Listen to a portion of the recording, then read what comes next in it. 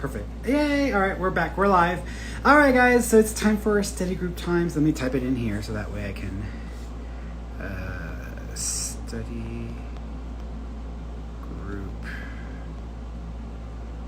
Study group. Study group.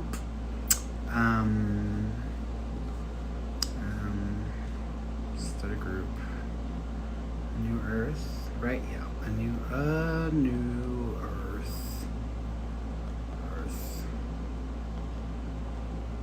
No private readings.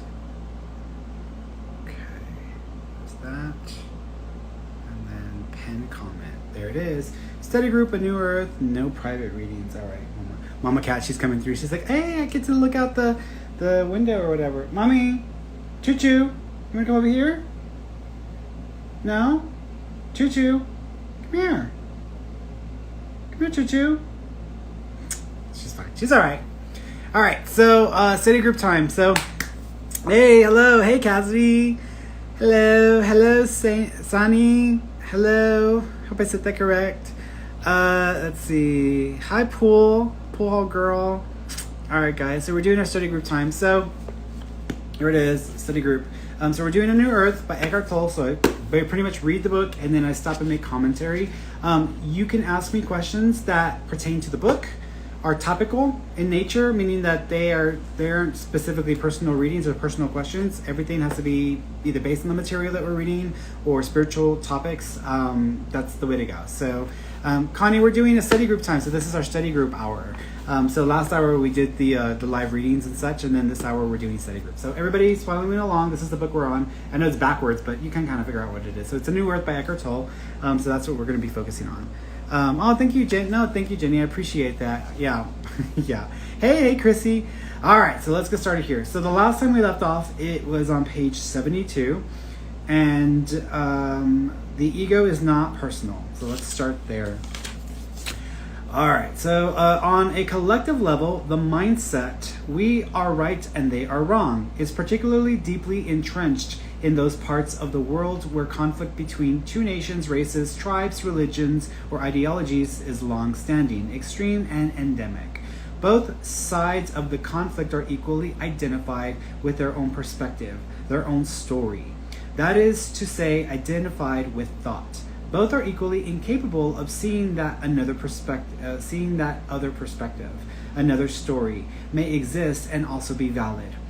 Israeli writer Y. Halevi speaks of the possibility of accommodating a competing narrative. But in many parts of the world, people are not yet able or willing to do that. Both sides believe themselves to be in possession of the truth. Both regard themselves as victims and the other as evil. And because they have conceptualized and thereby dehumanized the other as the enemy, they can kill and inflict all kinds of violence on the other, even on children, without feeling their humanity and suffering. They become trapped in an insane spiral of perpetuation and retribution, action and reaction. Here it becomes obvious that the human ego in its collective aspect as us against them is even more insane than the me, the individual ego, although the mechanism is the same. By far the greater part of violence that humans have inflicted on each other is not the work of criminals or the mentally deranged, but of normal, respectable citizens in the service of the collective ego. One can go so far as to say that on this planet, normal equals insane. What is it that lies at the root of this insanity? Complete identification with thought and emotion, that is to say, ego. Greed, selfishness, exploitation, cruelty, and violence are still all pervasive on this planet.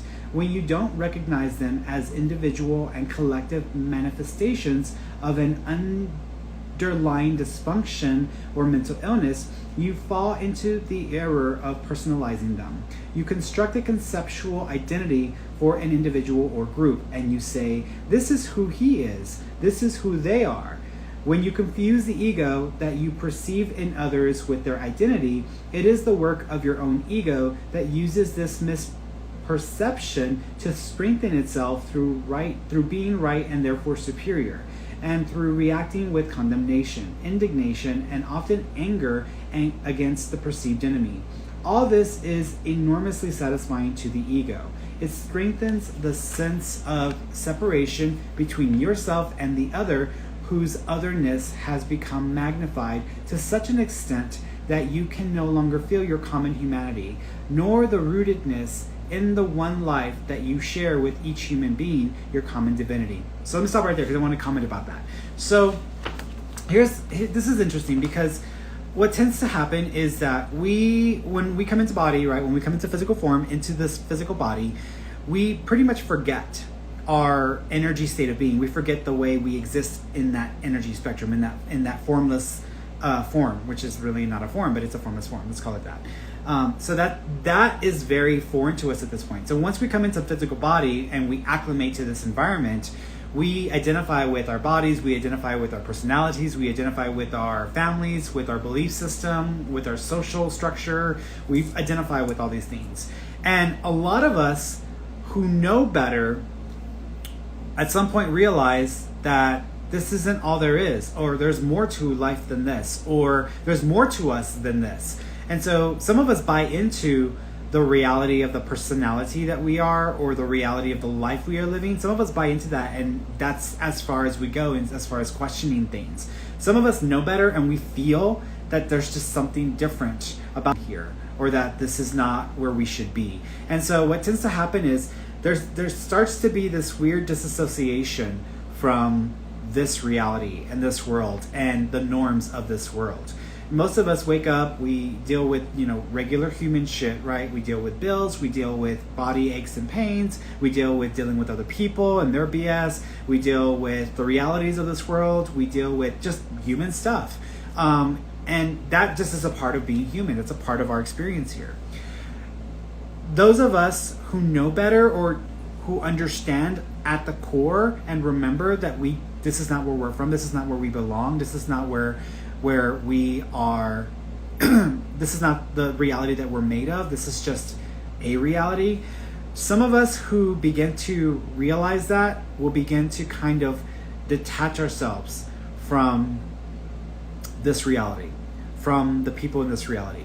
And we start to create this illusion that all of the people here are part of this, and that's all real. But we know that we don't feel like we belong here, or there's something different about us. But it's not. We all feel the same way. It's just that some of us are sensitive enough or aware enough that we start to have some sort of surface level self-awareness that we don't belong here. And so what most people at first begin to do, because you can call this a surface level enlightenment stage. A surface level enlightenment stage is when you begin to reassess yourself, examine, become self-aware, and begin to realize the falseness of this world, of this reality. So some of us, when we start to have a surface level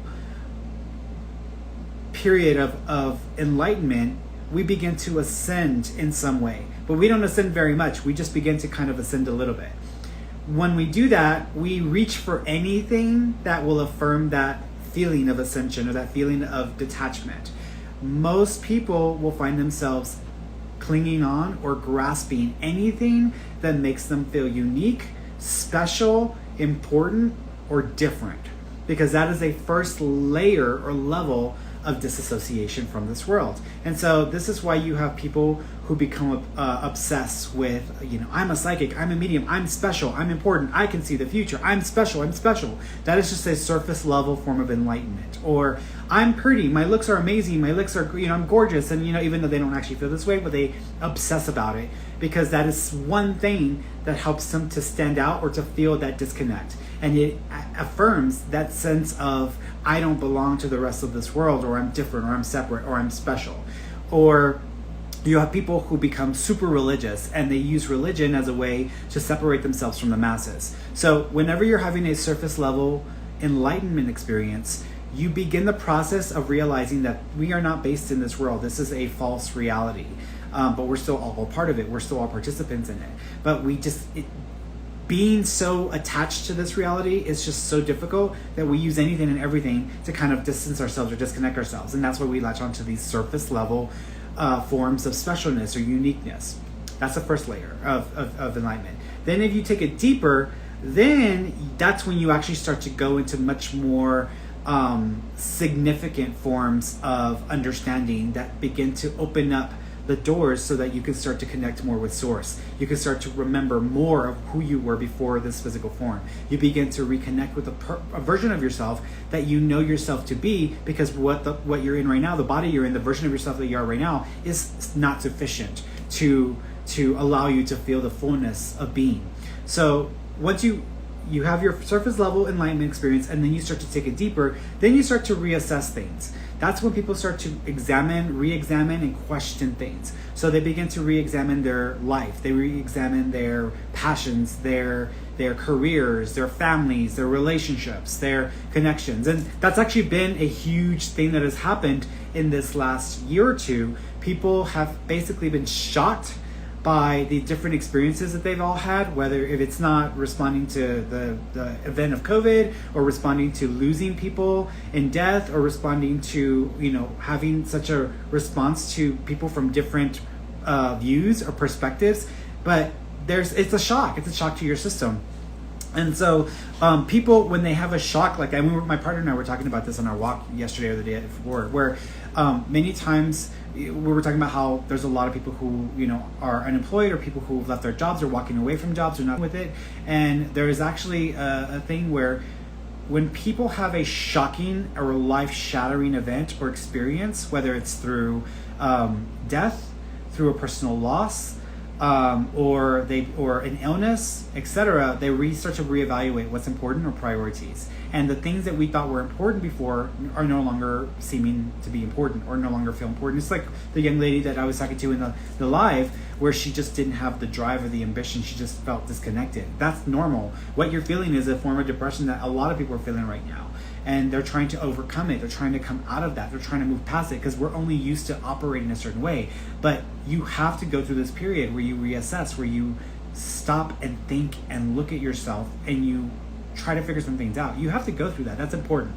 And so when you do that, you begin to realize you're not the life you've been living. You're not the people that you love. You're not the positions or the jobs or the money or the lifestyle. You're not those things. Those things are temporary. They won't last forever, and they're just moments in time. They're snapshots in your experience. Who are you past that? What are you past that? And that's where a lot of people, as a collective on this planet, we're all kind of being pushed in that direction. And that's a very important stage for enlightenment, for civilization. The problem is that we're trying so hard to hold on to the reality that we're used to. We're trying so hard to maintain the normacy of what's been, that it's in conflict with what is being summoned of us as a collective. So it's hard. It's not an easy process to go through, and you basically have to go through a reassessment of yourself and question yourself. That's what my quote was that I put out today or yesterday, is that sometimes when you want the answers to the bigger questions, you have to stop and reassess yourself, and you have to question your place in this universe. You have to question everything, and then you may have to essentially reinvent yourself, because what you find may definitely be a shock to your system, and you might not be prepared for that. And so what they're talking about here is the idea of not feeling so connected to that part of ourselves, or the version of ourselves that we've bought into. And these patterns, these tendencies, these are just coping mechanisms, or just responses to the physicality of this world, to the base core level experience that we're all having as human beings. But there's more to life than that. There's more to us than that. And once we start to realize that, it starts to open that up to us. And then we have to go through this journey of self-exploration. War is a mindset. In certain cases, you may need to protect yourself or someone else from being harmed by another, but beware of making it your mission to eradicate evil, as you are likely to turn into the very thing you are fighting against. Fighting unconsciousness will draw you into unconsciousness yourself. Unconsciousness, dysfunctional egoic behavior, can never be defeated by attacking it. Even if you defeat your opponent, the unconsciousness will simply have moved into you. or the opponent reappears in a new disguise. Whatever you fight, you strengthen, and what you resist persists. These days, you frequently hear the expression, the war against this or that. And whenever I hear it, I know that it is condemned to failure. There is the war against drugs, the war against crime, the war against terrorism, the war against cancer, the war against poverty, and so on. For example, despite the war against crime and drugs, there has been a dramatic increase in crime and drug-related offenses in the past 25 years. The prison population of the United States has gone up from just under 300,000 in 1980 to a staggering 2.1 million in 2004, which is when this book was written.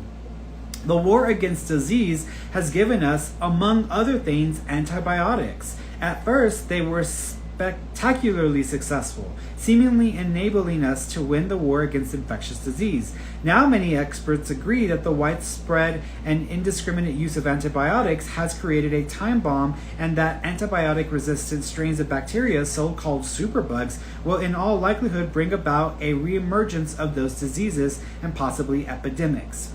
According to the Journal of the American Medical Association, medical treatment is the third leading cause of death after heart disease and cancer in the United States. Homeopathy and Chinese medicine are two examples, possible alternative approaches to disease that do not treat the illness as an enemy and therefore do not create new diseases.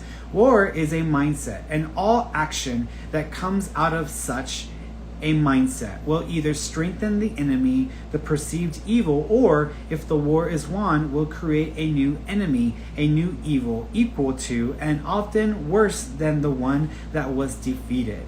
There is a deep interrelatedness between your state of consciousness and external reality.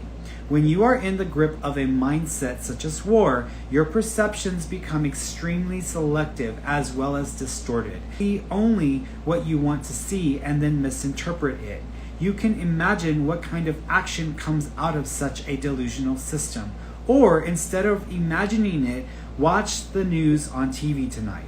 Recognize the ego for what it is, a collective dysfunction, the insanity of the human mind. When you recognize it for what it is, you no longer misperceive it as somebody's identity. Once you see the ego for what it is, it becomes much easier to remain non-reactive towards it. You don't take it personally anymore. There is no complaining, blaming, accusing, or making wrong. Nobody is wrong. It is the ego in someone, that's all. Some compassion arises when you recognize that all are suffering from the same sickness of the mind, some more acutely than others. You do not feel the drama anymore that is part of all egoic relationships. What is its fuel? Reactivity. The ego thrives on it. Stop there for a second, because actually let me go to the next one, because I kind of want to talk about this for a second. Do you want peace or drama? You want peace. There is no one who does not want peace, yet there is something else in you that wants the drama, wants the conflict. You may not be able to feel it at this moment. You may have to wait for a situation or even just a thought that triggers a reaction in you, someone accusing you of this or that, not acknowledging you, encroaching on your territory, questioning the way you do things, an argument about money. Can you then feel the enormous surge of force moving through you, the fear perhaps being masked by anger or hostility? Can you hear your own voice becoming harsh or shrill or louder or a few octaves louder or lower? Can you be aware of your mind racing to defend its position, justify, attack, blame? In other words, can you awaken at that moment of unconsciousness? Can you feel that there is something in you that is at war, something that feels threatened and wants to survive at all costs?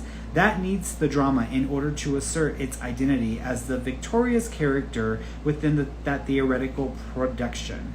Can you feel there is something in you that would rather be right than at peace? And I'll stop there because I kind of want to talk about this for a second. So, again, remember, there's a tendency in the spiritual community and with books like this that demonize or make the ego out to be the enemy. The ego must be destroyed. The ego must be destroyed. and done away with. And I've said over and over and over again, the ego is not the enemy. The ego is a survival mechanism that is here and designed to keep us alive and to help us to help us to survive through specific situations and instances. It's designed to keep us as a personality, as an individual perspective or mindset. It's designed to do that. But when it goes uncontrolled, or when it does not, when you don't have any mechanisms or any way of kind of keeping your ego at bay, it runs amok, and then you can get in trouble. And then it starts to essentially create hell on earth for you. So the ego can be the tool or can be a weapon. I have a very healthy ego, and I do not have a problem with admitting that, because I understand what the ego is here to do. For me, it's not about destroying the ego or allowing it to exist. For me, it's finding a healthy balance with my ego, because my ego is doing what it's supposed to do. It's doing the job. It does it well in many instances, and in some instances, I've completely unleashed the ego, and the ego is definitely in charge or running the show in that moment. And there have been plenty of opportunities that people have experienced that with me. So for me, it's all about finding that balance and keeping that balance with the ego, because the ego is of the physical world, and we are physical human beings. We have to function within this reality, so I have to use all of the mechanisms and tools at my disposal, the ego being one of them. So if you treat the ego as a friend and a partner in your co-creative experience, or your co-experiencing processes here, if you treat it as a friend and you don't demonize it, you can learn to understand it. You can learn to make sense of it. You can understand the lessons it teaches you, because the ego can teach you some important lessons.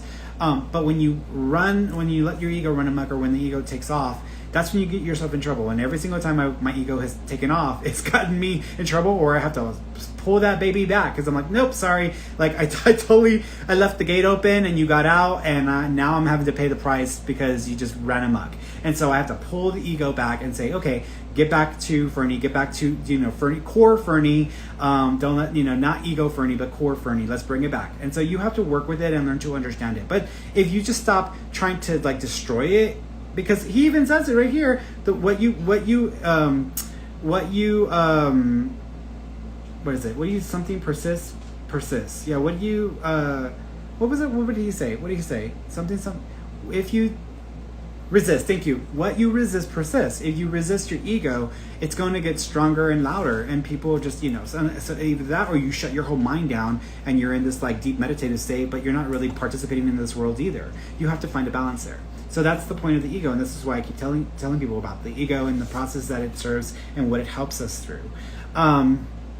So that's the point of it. And so the thing about it is, the ego's job is to react to stuff, to react or to reinforce. That is what the ego serves. That's what it does. It either reinforces our perspective, our personality, our view of things, our position on things, or it is going to react to things. When you allow your ego to just react to things, that's when you start to get into trouble. But you still want to use it so that it keeps you focused and keeps you balanced in your persona, in your sense of self, that you're meant to be in this world. So you want to get away from reacting to stuff and being overly reactive. Granted, there are things in this world that you're going to have to be a part of, that you're going to have to participate with. There are things that you can't ignore in this reality, in this world. Some people, I've heard some people say, the other day I was reading something or watching something, and someone said, the ego's evil, and we have to destroy the ego. And once we destroy the ego, you'll have heaven on earth, and you'll have peace and all this other. I'm like, we weren't. Oh my gosh! My brain was blowing up at that point, because this is we came from heaven to earth to have a human experience. If we were meant to have heaven on earth, we would have never left heaven. Why did we leave it to begin with? We came in this form to have the human experience. So if you want heaven on earth, then just go, don't go jump off a bridge, but jump off a bridge. You'll get there really fast. You don't have to worry or spend your life meditating or trying to control the ego or destroy it. You can get to heaven real fast. You didn't come here to create heaven on earth. You can experience heaven on earth. You can definitely summon a much lighter or a much more fulfilling life. I've been able to do this, so I know this to be true. But you weren't you didn't come here to create heaven on earth. We're not here to turn earth into heaven. Earth is what it's supposed to be. Heaven exists where it's supposed to. So we came here to have a human experience in a reality that gives us the opportunity for very specific experiences that help us on a soul level and gives us a chance to experience from the God form, witnessing creation. So we weren't designed or meant to come and create heaven on earth. So stop trying to make that happen. Stop trying to like latch onto this idea that this is supposed to be a perfect environment. We're all supposed to be happy. We're all supposed to have ideal scenarios and situations. There's supposed to be no suffering in this world. That's not what this is for. So once we stop fighting that and we just accept that that's the reality of this world and realize, but we can give ourselves a sense of heaven here on earth. At that point, you shift the trajectory of things and you can start to actually bring about more experiences and more opportunities that will allow you to connect with that higher version of yourself, that will serve you in a way where you form one with God and one with being. You'll have more experiences that relate that higher sense of being, sense of self, sense of awareness, and bring it to this level so that we can kind of, have that remembering and we can get through and cope and move on to the next stage and the next stage and the next stage. But we're here to live a human life. And so we just have to stop fighting that all the time. But we come here for the drama. And every spirit that I've talked to, they've said the same thing. We come here for the drama. We come here because, we all watch TV because it's entertaining to watch. It's interesting to see people in different scenarios, different narratives, different experiences and opportunities. And so we're completely consumed by what we watch on TV and in shows and in stories. And for people who don't watch TV, like, oh, I don't watch TV. Well, you read a book. It's still a narrative. It's still a story. You listen to maybe a podcast or to something audibly. You're still engaged in narratives and in stories. So our soul, God, that's why the earth plane, this physical plane, is the television. It's the entertainment factor for source for our soul. It's where we're like, oh, the drama or the experience or the situation, like, what is it going to give us now? What is going to happen now? So that's we're obsessed with it, which is why we keep coming back here over and over and over again. But there does come a time in our experience here where we're just over it. and for those of us who have gone through enough, who have lived through enough, who experienced enough, we're just over it. And so for those of us who still embrace life, which I still embrace life, I know I'm here to serve specific purposes and have certain experiences, and I embrace that. I don't fight that. There are others who are just over it and they will find a way out and they'll find an exit, and that's not going to help them. They're going to have to repeat some of these lessons or some of these experiences, because you just don't get to like drop your lesson plans and then think that you're going to get by without having to go through the experiences that you set up for yourself. No, because once you're back in soul form, in that higher awareness and expanded awareness, you're going to realize, I missed that opportunity or I missed that chance. So sometimes you just have to give yourself a chance to, or the permission to be human, to kind of settle into a lower vibe and then come back up to a level where you're still here, you're still experiencing life, you're still part of it, and you're not walking around damning everybody or hating on everybody or creating destruction in your wake because you're just pissed off you're still alive, or you still have to be in this physical body, or you don't have everything exactly in an ideal form in the way that we have in spirit form, which is an ideal form of experience. So, all right, so let's jump around here. I'm going to bounce around here to questions, see if you guys have questions about any of that stuff. It's so interesting because I have and here's just a random story, and y'all ask me questions about stuff, but it's just a random, put this here so I can kind of keep my position here. So I am not a typical spiritual teacher. For those of you who are new to me, you can pretty much figure that out. For those of you who've been following me for a while now, you know damn well I'm not a typical spiritual teacher. I definitely approach things very differently. I don't believe in the love and light bullshit. That's just not my position. That's not where I come from with things. Just because I have been able to do more, achieve more, and experience more by just being balanced, accepting my ego, making peace with the ego, and embracing life and the realities of life, and still looking for and acknowledging the love and the joy and the beautiful things that exist in this form, which is, it's all around us. I mean, this world, if you're not sitting watching the news 24/7 and you actually take your ass out and go take a walk or go and participate with other human beings, you will have a different experience. But if you're just sitting watching the news 24 hours a day, 7 days a week, it's definitely going to knock you down. If you're, dealing with some really challenging situations in your human life and on your path, it's definitely going to knock you down. It's going to make it harder. But when you embrace the joys of life, or the things that you still can enjoy, or the things that you can take pleasure in, you start to notice that there is still a lot of love here, still a lot of love in people, and so forth. So for myself, and I know personally, I don't buy into the love and light everything. Love and light. No, sorry. Don't love and light me, bitch. I don't want none of your love. I don't want none of your light. I want you to be with integrity, make sense, be consistent, and then you can give me love. Then you can give me your light. But don't love and light me and then not follow through with what you say you are, and then you're a completely different persona or personality. And every single person that I've run into, and this is just experience, and this is me talking trash, but every single spiritual person that I've run into who's tried to love and light me, they are so messed up in their head and they are completely confused, and they aren't with an integrity, or they stay consistent. They don't have a consistency to their nature or to their persona.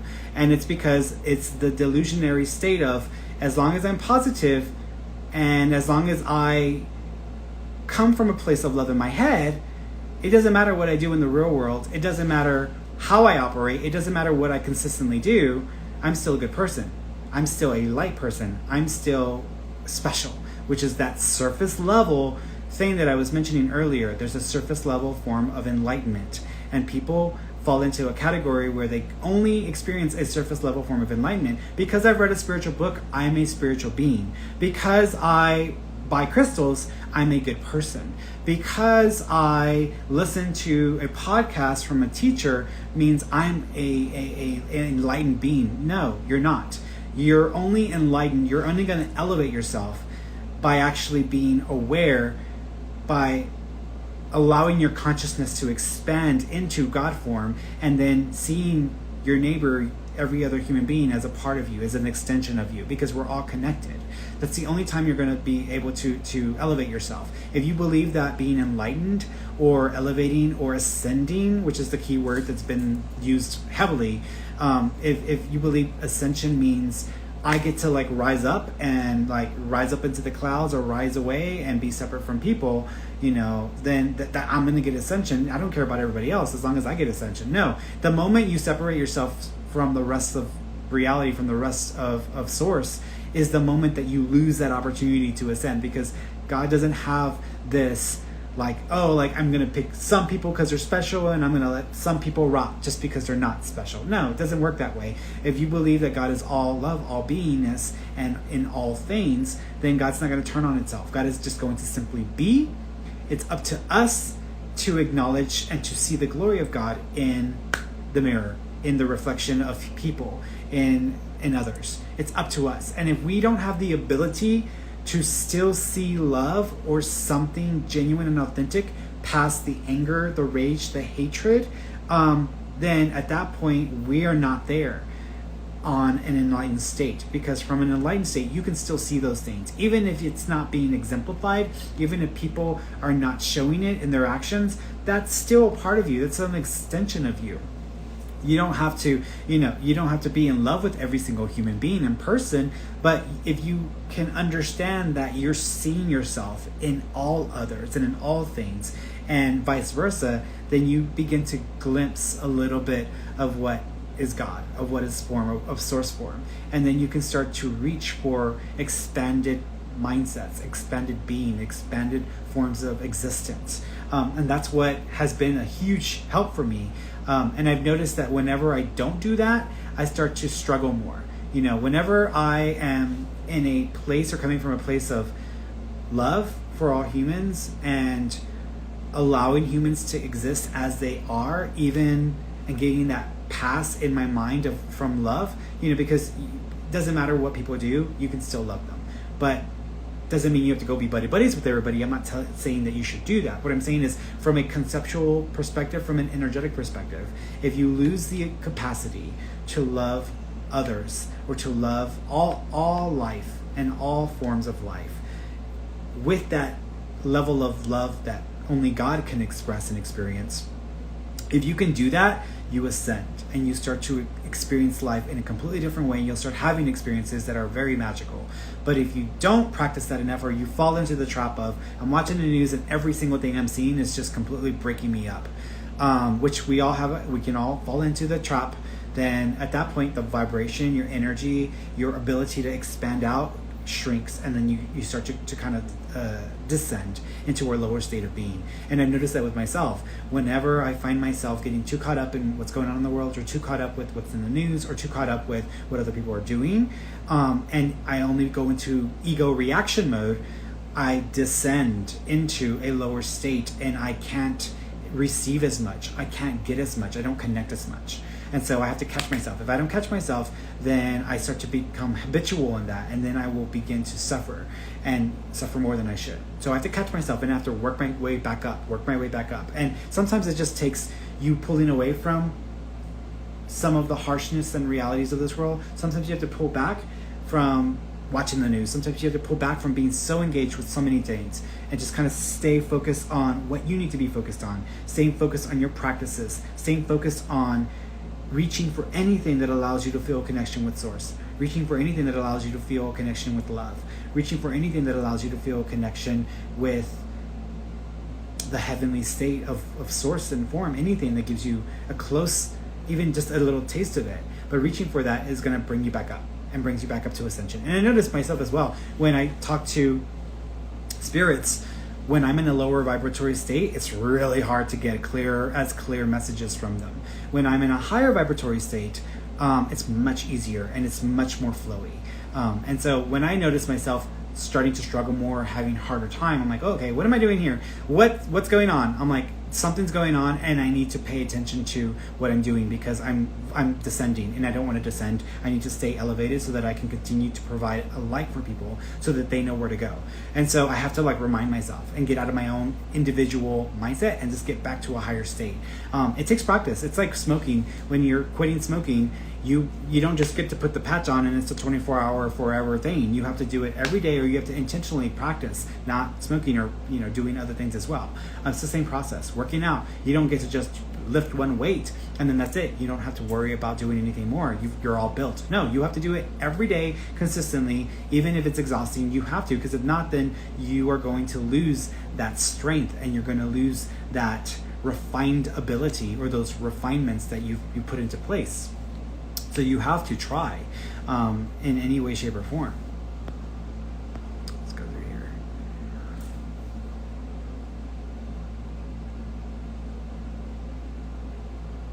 Oh, well, thank you for that. Cope Troop says, you are one of the souls that have mentored me, my being, to have connection with the divine and others, nature, all living energy. I appreciate that, and I'm very honored to just be to be able to do that. So thank you so much. I appreciate that. It's funny because, not funny, but it's funny because in the spiritual community, and especially with people who are just working on it,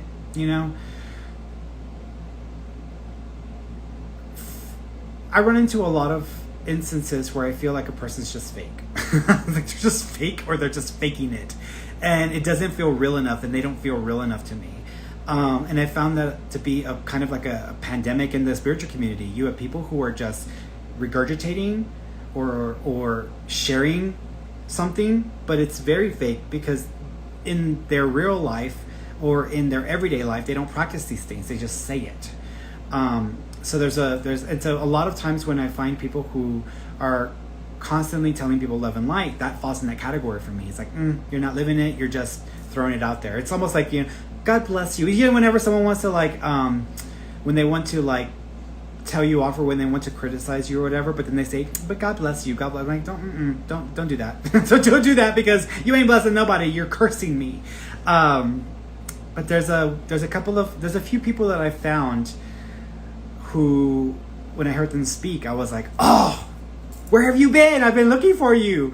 And I found a few other spiritual teachers in the last week that has been a bit of a game changer for me, because sometimes when you are coming from a completely different point of view and perspective, and I don't fall in the traditional category of spiritual teachers, it can kind of feel lonely. Like I don't know anyone who operates the way that I do, and so most people, it's like I don't want to disturb anyone, I don't want to ruffle feathers, I don't want to piss anybody off. There's a few people who are spiritual teachers that I definitely appreciate and enjoy, but there's a lot of them that it feels too contrived. It feels too fluffy. So I found two new people that I was like, oh my God, I love you. Where have you been? Like I've been maneuvering this crap on myself in my own little bubble. Now I've finally found, another light, another person that I can that can connect, and they speak the way that I do. Not this exact same way, but they have no problem cursing. Not everything has to be mellow or monotone, like a robot that doesn't have any emotion. And so it does none of that. It's like, it sounds like a person, like a human being. They sound like humans to me. And so I love that. And one of the teachers, she was like doing a lecture, and she was like, hey, are we trying to get up in there? And then her voice was deep and hoarse and cracky. And I love that. And it's just that little detail, because when I wake up, if you listen to my latest podcast, I had just woken up. I had just got on and started recording, and my voice sounds like deep, and I sound real and I was like, oh my God, my voice sounds super. People are gonna think I'm like low energy. I'm like, it's not low energy. I just woke up. The coffee hasn't worked its way through my system, but I'm still here. I'm still very intentional with what I'm saying. And like yesterday when I posted a picture of myself, just woke up, you could see how sleepy I am, but people were like, are you okay? Is everything all right? Just because it wasn't a perfect picture, or just because I wasn't smiling. I was like, I just woke up. I'm just trying to wake up. But this is what I was doing. I was reading this book when I woke up, and I was petting with my kitty. I'm fine, but people have this perception that something has to look perfect, or a person has to operate in a perfect way, or they have to be palatable every single time that they express themselves. You don't. You can just be human. And so some of these people that I found are definitely human, and I love their approach, and I love the way they communicate. And one of them, I was like, oh, let me add her to Instagram. She died 2 days ago. She built an entire following, an entire website. She did all of this amazing, incredible work. And there's it's like Oprah. Let's put it this way. It's like Oprah just announcing her own network, and she was about to get it going and everything, and it's like 2 weeks into her new network, and everything's going well, and then she dies. Like that's what it felt like to me. I'm like, girl, you've done so much incredible work, so much. I connect with you so much. And then she had some accident, and it was an accident. She was walking, and she messed up her ankle, and she had to have a procedure done on her ankle, and apparently something happened with that where it led to an embolism in her lung, and she died from a freaking fall. She was walking in the mountains and showing the videos of her walking in the mountains, going and seeing the other Buddhist monks, or going to visit these holy places, and she just happened to while she was visiting a holy place, messed up her ankle, and then that led to her death a few short weeks later. So she died 2 days ago. And I thought to myself, damn, that's some bullshit. And I just was like, okay. I was a little bit, I wouldn't say heartbroken, because she's definitely put a lot of work out there. There's plenty from this person, but at the same time, it's like, well, I won't get a chance to meet you in physical form. I would like to meet you in physical form, because at least I could relate to you. While you're in spirit form, you're going to be coming from a completely different point of view, so it's going to be harder for me to relate to you in that form. But I was like, nah, so it's just kind of sad that I was going to not get a chance to connect with her. But anyways, finding people, connecting with people. And that's something that you will find is when you begin to be honorable, when you begin to honor yourself in the truest form, you will attract and draw connections and people to yourself, whether you realize it or not. And you will draw people to you. People will come to you. You'll always have people who are needy, who don't know how to support themselves, who immediately want to come to you because they want to suck on your tit, and you don't have that. You ain't got dairy for them. Your milk is designated for ice cream later on. It's not for them, to get sucking on your tit and to stay there. Now, for them, they have to find a way to support themselves, to empower themselves. And so you have to be aware enough when you're doing this work that you're going to encounter people like that, where they just want to be fed something, and they're going to latch onto anyone and anything that can help them to feel supported, sustained, because that is the power of God. But you have to understand that those people don't realize that that's what they're doing, and you have to catch them, and you have to make them aware, self-aware, and then you have to offer them a different option for how they can support themselves or sustain themselves. And that's one form of people that you'll attract. There's the other form of people that are like-minded, that are on the same frequency, on the same level, that you feel that kingship with. And those are the connections that you want to continue to bring in. Those are the connections that you want to continue to sustain, because they sustain you as well. But you still have to connect with those who are struggling, those who are needy, because you're not just here for the people who make you comfortable. You're also here for some of the people who don't make you comfortable. Some of the people who you need to call out, or you need to make them aware or self-aware. You know, you don't always have to back off or back away and avoid things. You sometimes need to hit something head on. And so that's something that I've learned as well, especially with all the stuff that's happened in the last year and a half, is that we as humans, we are part of this reality in this world, and we have a right to be a part of it. But pick your battles. Pick your battles. What are you going to be very involved and engaged with, and what are you just going to, be aware of, but you don't need to devote the energy to that because it's not for you. And so for me, I have to pick my battles. And there are some things I'm very, very passionate about, and I can get very aggressive about. And for me, aggression, I don't mean aggressive like I'm going to go beat you down, but aggressive like I'm going to react. I'm going to use my ego. I'm going to use that tool to try to use it to make a change in the situation, or to force or to bring attention to something. That's what I'm going to use my ego for. But I don't have to do that 24 hours a day, 7 days a week. I can just do that when necessary, when needed. And that's what that's about. And then last week, there was a person who made a comment.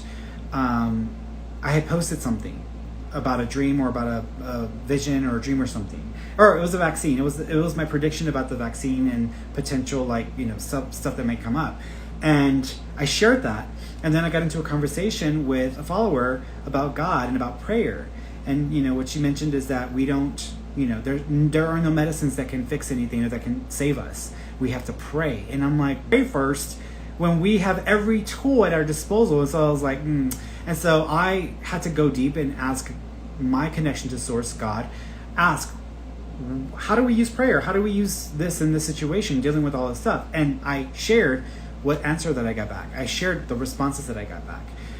But I think the person that she was reading that, and she also saw my post, either she had some very similar views and perspectives that made her feel offended by what I posted, or she didn't agree with what I was talking about with prayer, which is fine. You don't have to agree with me, and I don't expect everybody to agree with me.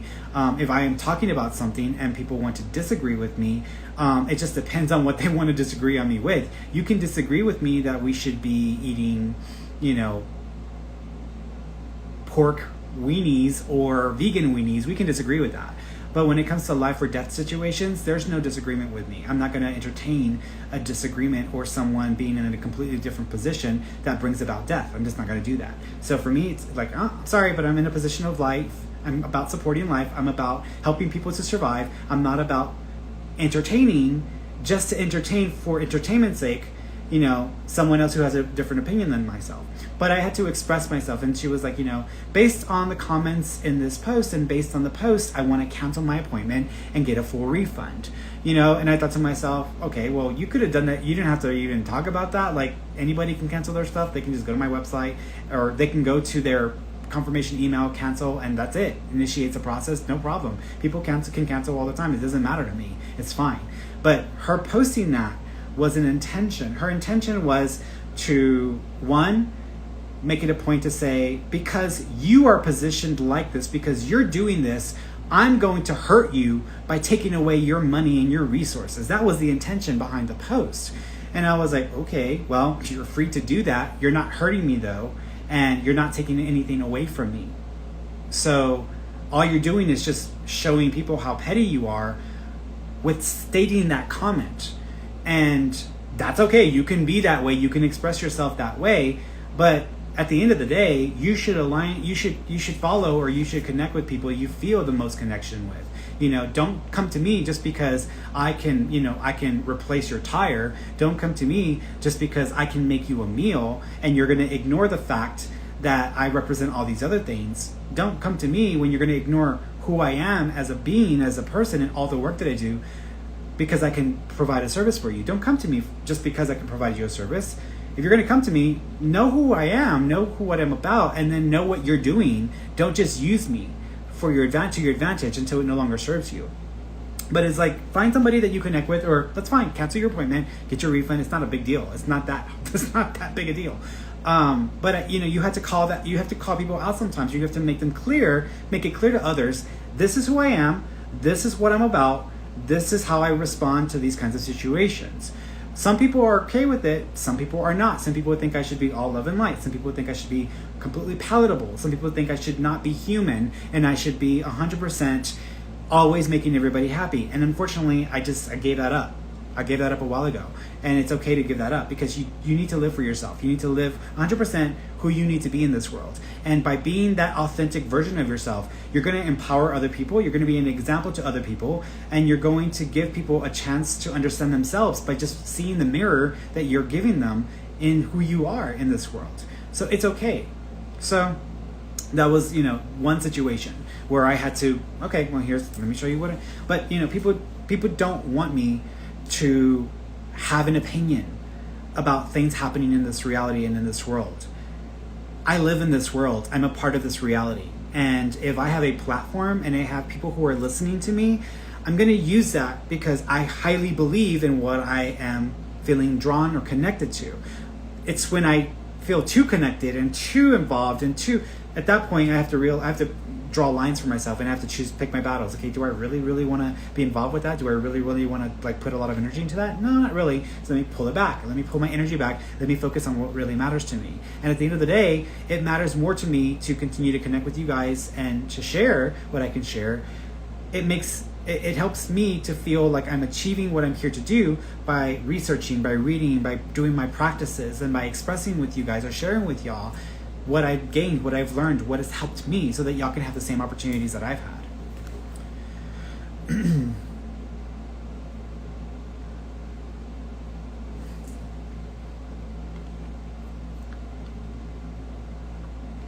Various forms of meditation.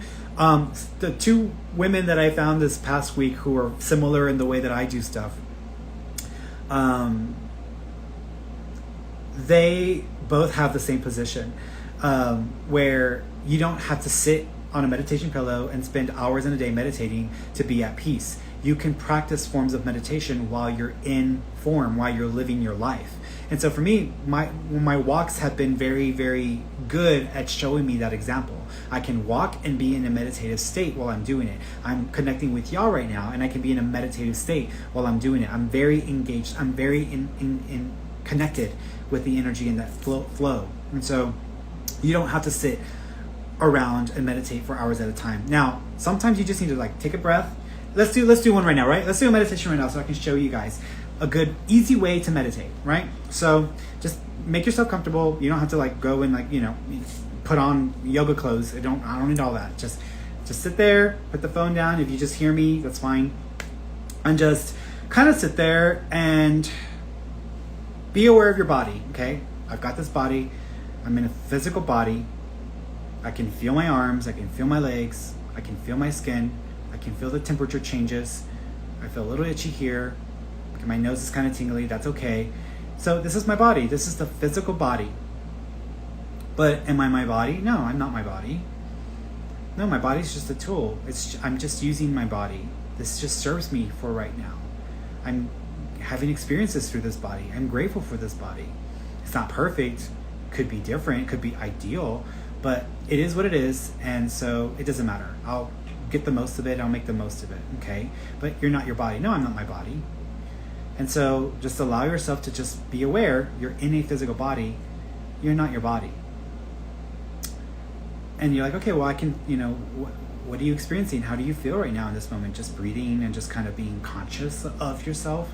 Well, I can see the back of my eyes, I can see the back of my eyelids, and maybe the back of my eyelids, that's interesting. I'm seeing little swirls and red colors, etc. Well, that's probably your blood flow. Yeah, that's probably what it is. Yeah.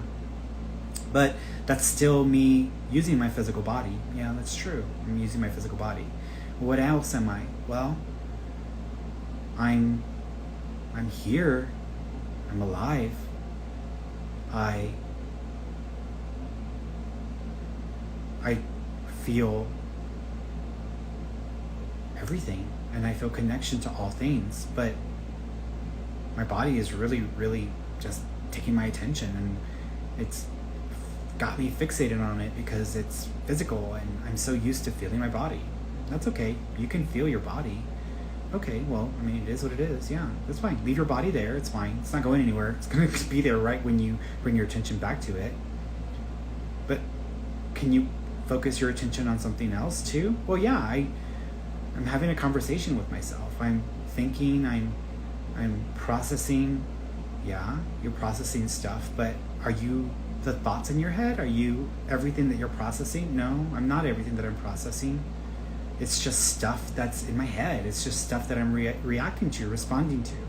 So am I you or are you me? No, I'm a version of you. I'm the ego version of you. I'm the personality version of you. Okay, that's fine. You can be that.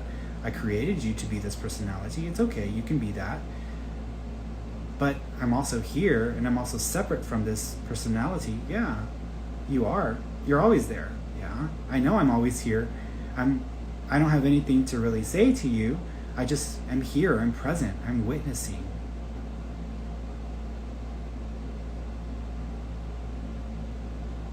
And now as you have that inner chatter, and if you start to distinguish some of the differences in like mindset and perspective, just for a moment, just kind of like just fixating on this moment in time, oh my God, my bills. No, bring your attention back to what I'm saying. Oh my God, I'm just like, I need to get more comfortable. It's okay. It's only going to be for like another less than a minute. So just chill out, Well, I want to have an experience. I want to hear God. I want to feel this other side of myself. But you are feeling this other side of yourself. You're hearing me. I'm a version of you, but I'm the audible version of you, but we exist in the same form. We exist in no form. We're all the same. And we're all connected, and we all feel love. And we all know love through each other. And if we give ourselves permission, we can experience love more often. We can experience love through each other without having to do anything for it. So it's okay to experience love. It's okay to feel something positive or happy or joyful. It's okay to feel this. You smile to someone, just to smile. You don't owe them anything. They don't owe you anything in return. Just smile, because it feels better. It feels good. And I'm the part of you that feels better, that feels good. I'm the part of you that you have forgotten. I'm the part of you that is still here, inside, witnessing everything that you're doing and trying to tell you that I haven't forgotten you, and that you are loved, and that we are one, and that what you are experiencing, who you think you are, is just an act. It's just a character. It's just temporary. So don't be so attached to it. Don't feel so connected to it. Use it. It's what it's designed for. But you don't have to feel so connected to this personality you think you are. There's no need for that. And once you're done here, you're going to be with me in full form, in full awareness, and you'll remember us and all that we are. We're love, and we exist within you, and nothing is required. I don't need you to do anything. I don't want you to do anything. I just want you to live, to experience, to breathe. It's just one moment. It's just one moment.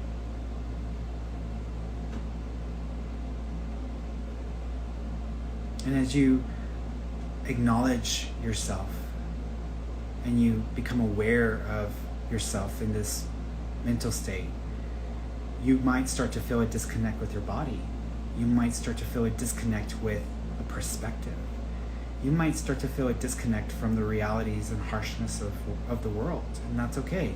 Give yourself a chance to just feel the disconnect and the detachment, and just breathe and understand that your lungs are doing what they're supposed to do, and you're physically aware in a way that you're meant to, but you still are present. You're still self-aware. Okay. So that's simple. That's simple. So you guys can open your eyes now. So that is meditation. That's simple. It's this inner dialogue, this opportunity to interact and engage with yourselves, to be aware of yourself in the different forms. And when you are a physical persona, the ego version of yourself, you get caught up in all of the stuff that you don't even give yourself a chance to stop and just sit and be. But if you practice just sitting and being, even for just 5 minutes in a day, or in a walk, or during a physical activity, or even when you're taking a shit on the toilet, that's fine. That's meditation. And so it's allowing yourself to kind of distinguish between the different versions of yourself. Now, I wanted to show you that dialogue inside of myself, that inner communication, because that was Ferny communicating with a higher version of myself, a higher beingness of God, and it's the different parts of myself communicating. And we all have that ability, but you have to distinguish what is you and what is presence, what is God, what is source. And it's very subtle, it's there, doesn't need anything from you, doesn't want anything from you. All it wants to do is to comfort you, to nurture you, to love you. It's all it wants. It's just to support you. And then there's a version of you that's just trying to figure things out.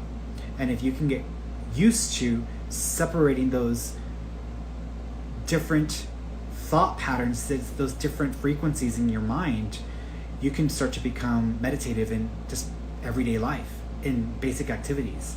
And you don't have to sit for hours at a time just focusing on breathing, being self-aware. Because that was being self-aware. That was allowing my different versions of us to exist and to be self-aware of each other. So that's it. We're going to do a lot more meditations, and I do want you guys to be prepared for that, because I know Shannon Og, he's my shaman friend. One thing that we've been talking about, because he's going through some health stuff, and so we're working on stuff, but we're together maybe once every 2 weeks, and I might supplement one of the study groups for Time with Shannon, where we get on here and we just kind of talk through stuff and process stuff in our own persona, in our own life, and then work on healing and on recovering from the trauma and on falling in love with each other and with humans again. Because I think he's going through a broken heart right now with just life stuff, and I get it. I've had various broken hearts this past year, and in the last few months I've had a lot of broken hearts that I've had to process through myself. But I'm still here, I'm still present, I still love you, I can still love, which is the point. And sometimes when you remember that you can still love and you can still connect and you can still honor the others, that's really all the point. That's what matters. And that's what brings us back to being there for each other. And it'll help us to get back on track, even if just in a small circle or in our immediate life. That's the point. That's what's worth it. Okay? All right, guys. I love you all. Thanks for tuning in. And I will be back on Friday, okay? So thanks, guys, for tuning in. And we'll do this again. We'll do another meditation on the next study group as well. And I'll come up with different versions of it just to kind of help you process and kind of connect with that part of yourself that you kind of forget, that you don't give enough time to just sit and be with, okay? It's like that woman, sit and be fit, except sit and be aware, right? All right, guys, I love you all, and I will talk to you Friday, okay?